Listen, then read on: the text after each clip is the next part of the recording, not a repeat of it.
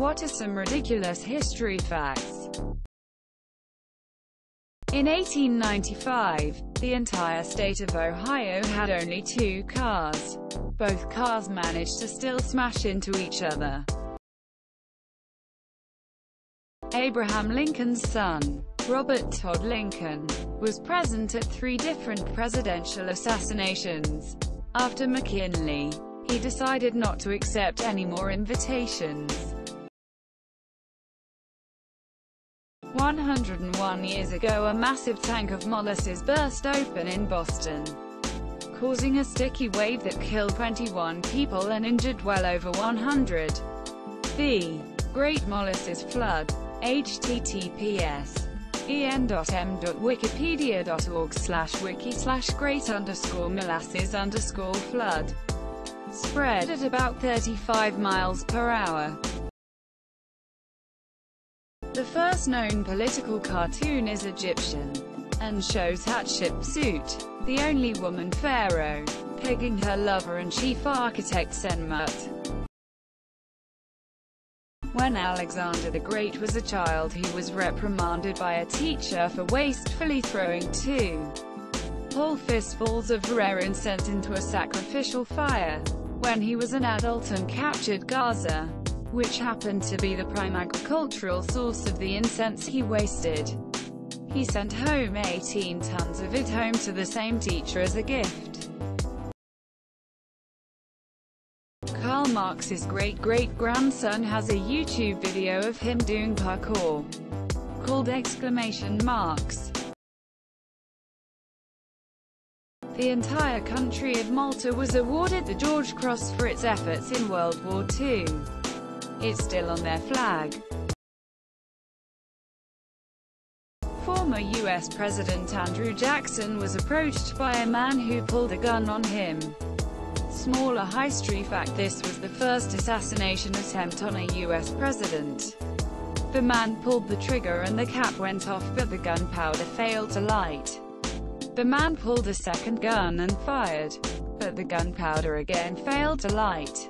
The assassin tried to get away, but not before Andrew Jackson got him and beat the shit out of him with a cane. Potatoes were not very popular as a food in France. Like, they were seen as fit only for animals. Not only that, but they were considered generally not digestible by humans. So a pharmacist named Parmentier knew they were good food and wanted to popularize them among the working class. So he got a 2-acre farm to grow potatoes and placed armed guards around it at all times. People assumed armed guards meant something very valuable was growing there, so they began to steal the potatoes. That's how potatoes became popular in France's working class. During the Cold War, there was an idea to drop XL condoms labeled medium onto the Soviets to make them think we were anatomically superior and be more afraid of fighting us. Easily my favorite part of American history. General Omar Bradley was stopped by MP during the Battle of the Bulge in WW2 due to them thinking he was a Nazi infiltrator. The irony was that he was stopped because he correctly identified the capital of Illinois as Springfield when the officer thought it was Chicago. Pepsi once had the 6th largest military in the world after the price of Russian vodka couldn't cover their deal for Pepsi products. So they traded 17 submarines, a frigate, a cruiser, and a destroyer for a trade deal. Fun fact: the president of PepsiCo at the time told the National Security Advisor, "We are disarming the USSR faster than you are." American military members were also killed during the nuclear bombings of Japan. When American high command was informed of their presence, their response was something like, "Targets remain unchanged." Hitler, Stalin, Trotsky, Freud, and Tito were all living in the same area of Vienna in 1913. Montenegro technically was in war with Japan for 101 years and they signed a peace treaty in 2006. Montenegro was aligned with Russia in Russo-Japanese War and they declared war on Japan, but they forgot to peace. In 1967, Australian Prime Minister Harold Holt disappeared while swimming in the ocean. He was presumed drowned. So naturally that year we named a swim centre after him in memoriam. 1904 Olympic marathon in St. Louis. The number 1 finisher drove most of the race. He started the race, got tired and heat exhausted and wanted to drop out. He got in a car to DQ himself and head back to the stadium, but along the way realized he was near the finish line and got out to claim the glory. The number 2 finisher was carried across the finish line by his trainers on a bogus pseudoscience theory. The trainers had been giving him a mixture of brandy, egg whites, and rat poison instead of water.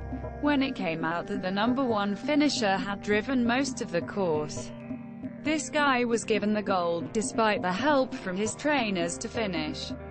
For some reason, the number 3 finisher was just a regular guy who did nothing unusual. In this case, ordinary was extraordinary. The number 4 finisher was a Cuban mailman who had raised the money to attend the Olympics by running around his entire country and asking for donations. When he landed in New Orleans, he lost all the money gambling. He managed to scrounge enough to get to St. Louis and attend the Olympics. However, he had no money for athletic gear, so he ran in dress shoes and pants hacked off at the knee by a fellow racer who happened to have a knife. He probably would have come in first had it not been for the hour-long nap he took on the side of the road after eating rotten apples he found at an orchard near the course.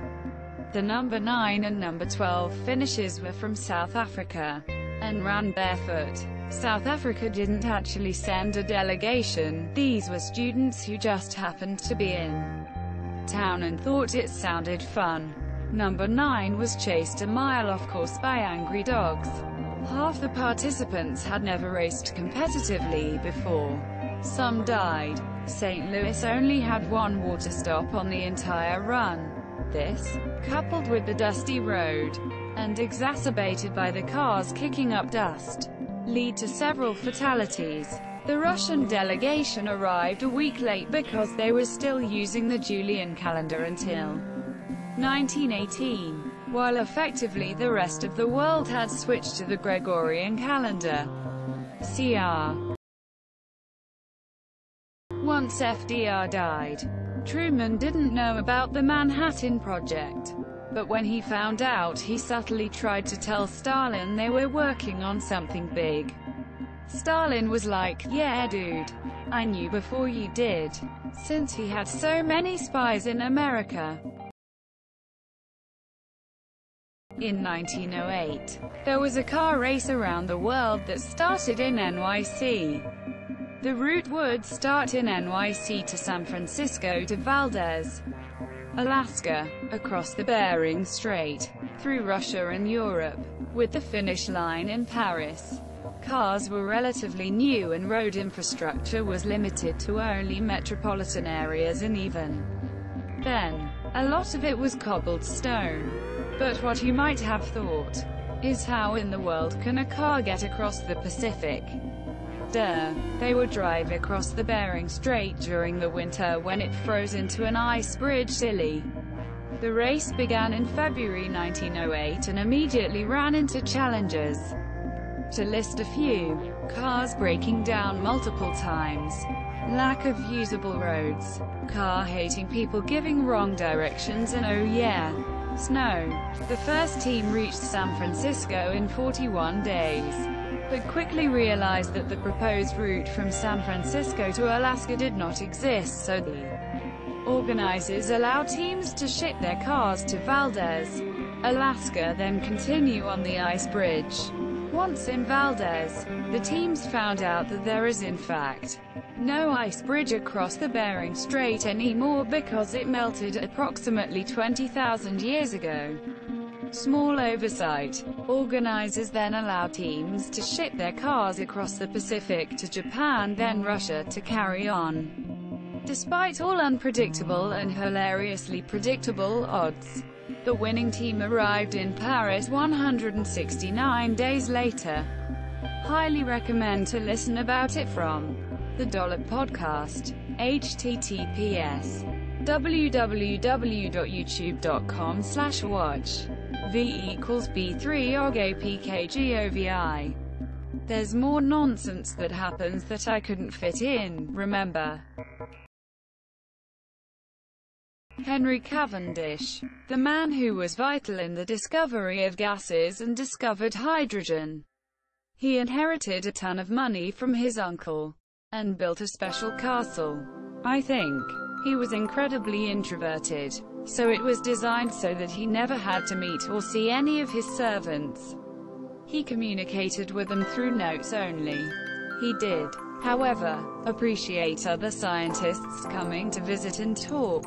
His works mostly came after his death, of course, but I found this guy interesting. During the Viking era, there was a leader named Sigurd. He allied with a Viking warlord named Thorstein. He wanted to conquer more land and expand his territory. He had already been very successful in doing so. This was until he feuded with another leader called Maul Bucktooth or Maul Tusk. As his front two teeth were abnormally large and buck-toothed, they decided to settle their matters on the battlefield and both agreed on bringing 40 men each for the battle. However, Sigurd ignored the terms and brought 80 men. Bucktooth had realized he had been betrayed but did not give up. They killed a number of Sigurd's men, but alas, they were overpowered and were all killed. Here's the catch. After the battle, Sigurd ordered his men to behead all the enemies and tie them to their saddles as trophies. However, as Sigurd rode home in victory, the severed head of Bucktooth pierced his leg, which led to an infection, killing him soon after. The capture of the Dutch fleet at Den Helder on the night of the 23rd of January 1795 presents a rare occurrence of a naval battle between warships and cavalry, in which a French Revolutionary Hussar regiment captured a Dutch Republican fleet frozen at anchor between the 3 kilometers (1.9 miles) stretch of sea that separates the mainland port of Den Helder and the island of Texel.